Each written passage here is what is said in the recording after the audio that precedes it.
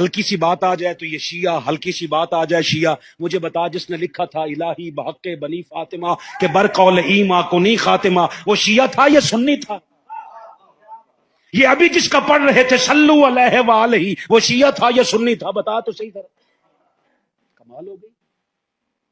ہونا پتہ ہے کیا چاہیے تھا؟ اگر غیرت کی کوئی خیرات ملتی، ہونا خلیل بھائی یہ چاہیے تھا کہ جب بھی بندہ اہل بیت اطہار کی بات کرتا نا، بندے کہتے اوے اینی اہل بیت اطہار دی گل کردا ہے، لگدا ہے پکا سنی ہے۔ تو ہونا تو یہ چاہیے تھا کہ کوئی اہل بیت اطہار کی بات سنے تو بندہ کہتے یار بڑا پکا سنی ہے۔ کیسا جاہل ہے بندہ، بات رسول کے خاندان کی سن کے اپنے پلے میں نہیں رکھ رہا، بات شیعوں کے پلے میں دے رہا ہے، لگتا ہے شیعہ ہے۔ میں نے کہا اگر تو یہی سمجھتا ہے تو پھر ہم سے بڑا شیعہ اللہ کرے کائنات میں پیدا ہی کوئی نہ ہو۔ ہمیں تو وہ لقمہ بھی نصیب نہ ہو جس لقمے پہ مولا حسین کا نام نہ لیا جائے۔ کمال ہو گئی ہے یار۔ اچھا پھر کہا ایک اس میں فرشتہ تھا، میں نے سرکار نے پوچھا تیرا نام کیا؟ اس نے کہا جی میرا نام ہے فترس،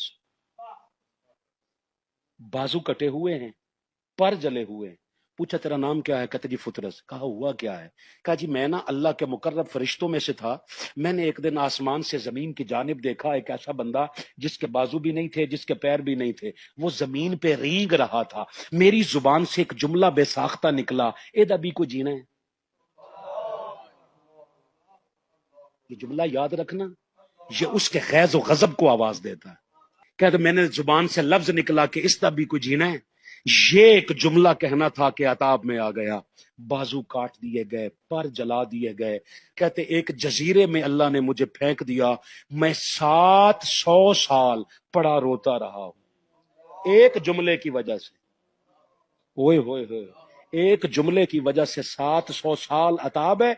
ہاں آج اگر عذاب نہیں آتا کروڑ جملوں کے بعد بھی تو یاد رکھنا روک لیتی ہے اس آپ کی نسبت، تیر جتنے بھی ہم پہ چلتے ہیں یہ کرم ہے حضور کا، ہم پر آنے والے عذاب ٹلتے ہیں۔ کہا 700 سال پڑا روتا رہا ہوں۔ آج فرشتے آ رہے تھے نا 4,24,000 ولادت حسین کی مبارکباد دینے، انہاں میں نو پہچان لیا، کہنے لگے فترس چل آ، آج موقع بڑا اچھا ہی، آج کائنات بھکارن بنی ہوئی ہے اور کائنات کا سخی آج تقسیم کر رہا ہے۔ آج جس کا جو ظرف ہے وہ مانگتا ہے، در زہرا سے عطا ہو رہا ہے۔ چل تو بھی آ، حضور آج شفائی عطا کر دے۔ ابھی مصطفیٰ نے شفا کا فیصلہ کیا ہے، کیسے دینی ہے یہ نہیں فیصلہ ہوا۔ بھئی سرکار چاہیں تو لعاب عطا فرما دیتے تو شفا مل جاتی، سرکار فرماتے تو حکم کر دیتے شفا مل جاتی، مگر سرکار نے فیصلہ کیا کہ شفا دینی ہے، مگر کیسے؟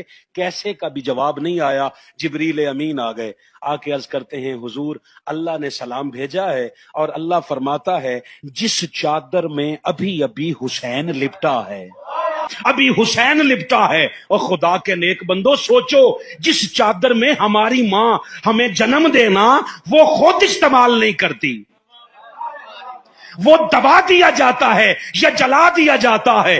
تجھ میں اور زہرا کے لال میں فرق یہ ہے جس میں ہم پیدا ہوں وہ نجس، کیونکہ پیدا کرنے والی بھی نجس، پیدا ہونے والا بھی نجس، مگر مصطفیٰ کے نواسے کا مقام دیکھ، جس چادر میں مولا کی ولادت ہو اللہ اس چادر سے فرشتوں کو شفا عطا کرتا ہے۔ چادر کو فرشتے کے بدن کے ساتھ آپ لگائیں، شفا میں عطا کرتا ہوں۔ میرا جملہ بھی مکمل نہیں ہوا۔ اللہ کا پیغمبر ہے نوح، سارا دن قوم پتھر مارتی۔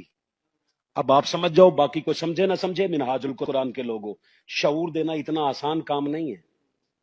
شعور دینے والے کو ہر دور میں پتھر پڑتے ہیں، پتھر کھانے پڑتے ہیں۔ اللہ کا پیغمبر سارے دن کے پتھر کھا کے مجھے دیکھ کیک لگا کے بیٹھتا ہے، خون رستا ہے، اللہ فرشتہ بھیجتا ہے، وہ نبی کے بدن کو پر لگاتا ہے تو شفا ملتی ہے۔ اللہ فرشتے کو بھیجتا تو سارے دن کا لہو لہان بدن فرشتے کے پر کے ساتھ اللہ نبی کو شفا دیتا. میں بھئی مقام نبوت کی بات ہی نہیں کر رہا, میں تو تقسیم خدا کی بات کر رہا ہوں. نبی کو شفا دے تو فرشتوں کے پر سے, فرشتوں کو شفا دے تو حسین کی چادر سے.